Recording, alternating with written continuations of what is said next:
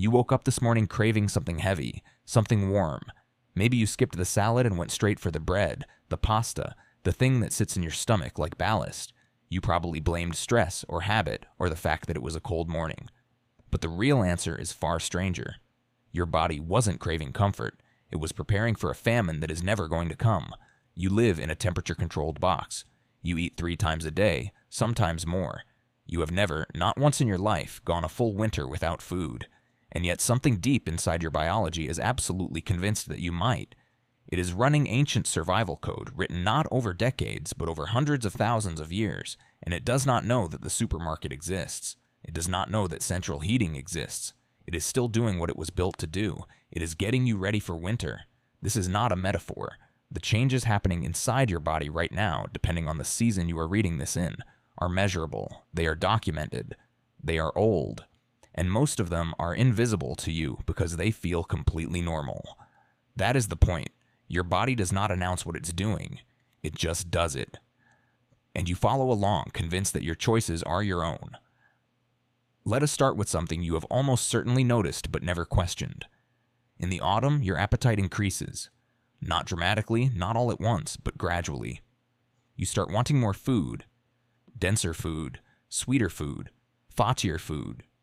You might blame the season aesthetically, the candles and the stews and the cultural rituals around harvest. But the craving comes first. The culture followed the body. Researchers at the New England Journal of Medicine documented a consistent annual rhythm in caloric intake across multiple populations, and what they found was not random.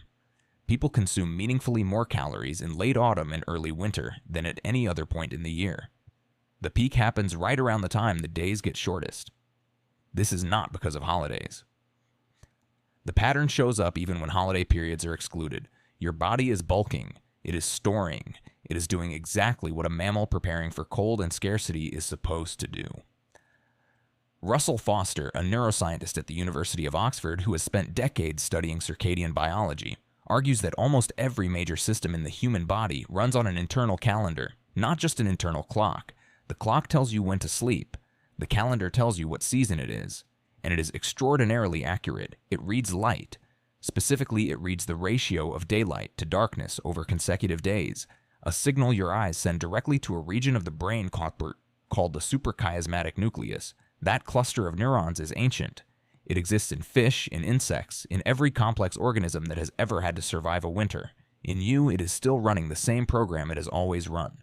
It detects the shortening days, and it quietly begins issuing seasonal instructions to the rest of your body. Your metabolism slows, not by a dramatic amount, but enough. Your thyroid, which governs the rate at which your cells burn energy, begins to downshift. Your body conserves. It prioritizes fat storage over fat burning. If you have ever noticed that losing weight in winter feels harder than in spring, this is why. It is not your willpower.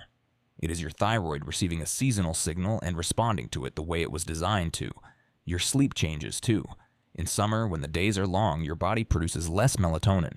You need less sleep. You feel more alert in the evening, more willing to stay active. In winter, melatonin production increases. You want to sleep longer. You feel the pull toward stillness, toward warmth, toward doing less. This is not laziness. This is hibernation logic, toned down but still present, running in the background of your modern life. Anna Wirtz-Justice, a chronobiologist at the University of Basel who has spent 40 years studying human seasonal biology, points out that the human body in winter is not simply a summer body that is cold. It is physiologically distinct. Hormone profiles shift. Serotonin levels drop. Dopamine pathways adjust their sensitivity. The brain itself runs differently in winter than in summer. The version of you reading this in December is measurably different from the version of you reading this in July. Not in terms of who you are, but in terms of what your biology is doing underneath who you are. And here's where it gets uncomfortable, because that seasonal drop in serotonin is not incidental. Serotonin is the neurotransmitter most closely associated with mood stability, with patience, with the feeling that everything is basically fine. When it drops, you feel it. Not always as sadness, sometimes as irritability or flatness, or a vague restlessness that you cannot explain. You feel the urge to eat more carbohydrates because carbohydrates temporarily drive serotonin production. Your body is not malfunctioning. It is self-medicating using the tools evolution gave it. The bread craving and the low mood are connected. They are both part of the same ancient seasonal package. Seasonal affective disorder, which affects millions of people, is often discussed as though it is an anomaly, a malfunction of the brain. But researchers like Michael Terman at Columbia University have argued for decades that it might be better understood as a normal biological process that has become pathological in the modern world. Your ancestors who felt the seasonal pull towards stillness, towards sleep, towards staying near the fire and eating dense food, were not sick. They were surviving. They were conserving energy during the months when food was scarce and cold was dangerous. The problem is not the biology. The problem is that you are running winter biology in a world that does not allow you to actually slow down. Go outside on a cold morning and your blood vessels do something you will never feel. They constrict near the skin and the extremities, shunting warm blood inward toward your core organs. This is vasoconstriction, and your body triggers it in response to cold automatically without your permission. It is the same response that happens in hibernating animals. Your heart rate slows slightly. Your core temperature is preserved. You do not hibernate, but your body still speaks the language of hibernation. It still knows the moves. It just does not let you go all the way. Your immune system follows a seasonal pattern too. Autoimmune activity tends to increase in winter, which sounds counterintuitive until you understand why. In summer, when you are likely to be active and exposed to pathogens through physical contact, the immune system stays in a reactive, defensive posture. In winter, your ancestors were more isolated, more sedentary, and less exposed to external threats. The immune system shifted its activity inward, becoming more inflammatory, more focused on cellular repair. Today, that same pattern plays out in your body. Inflammatory conditions, from arthritis to skin flare-ups, often worsen in winter. Not because winter is hostile to your health, but because your immune system is doing what it was told to do by a calendar that has not been updated. Your body even changes its preferred fuel source.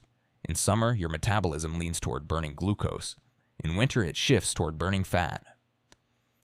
This is ancient food source logic. In warm months, fruit was available, carbohydrates were abundant, glucose made sense. In cold months, animals and stored fat were the dominant calorie source, and your body adjusted accordingly. You can still see this pattern in how certain people respond to a ketogenic diet. Some find it easier in winter. That is not psychology. That is your body recognizing a seasonal fuel state it has entered before. All of this is happening underneath your awareness. You feel the hunger and you explain it with the narrative that feels most immediate: stress, comfort, habit, holiday mood. You feel the tiredness and you call it burnout. You feel the low mood and you wonder if something is wrong with you. But the older explanation is simpler. Your body is preparing for a winter that your rational mind knows will never threaten you, because your rational mind is 300,000 years old, and the supermarket is 30 years old, and biology does not update on that time scale. The light is the key. It always has been. Your ancestors regulated nearly every biological cycle through sunlight: when to be alert, when to sleep, when to store, when to burn. The light told them what time of year it was, and their bodies responded. You still have this system. It is just that you have surrounded it with artificial light, which confuses it, and central heating, which masks the cold signal, and constant food availability, which gives it nowhere useful to put the storage drive that switches on every autumn. The philosopher and biologist René Dubos once wrote that humans carry within them the residue of every environment they have ever adapted to. You are not just a modern person living in a modern world. You are a layered creature. You are a tropical primate who learned to survive the cold. You are a hunter who developed a calendar inside your cells. You are an animal who has been preparing for winter every single year for so long that the preparation became invisible, woven into the automatic machinery of your body so completely that it feels like mood, like appetite, like choice. The next time you reach for something warm and heavy in November, you will probably still just call it a craving. But somewhere underneath the craving, an ancient process is doing exactly what it was designed to do. It is getting you ready. It does not know you do not need to be ready. It just keeps doing it.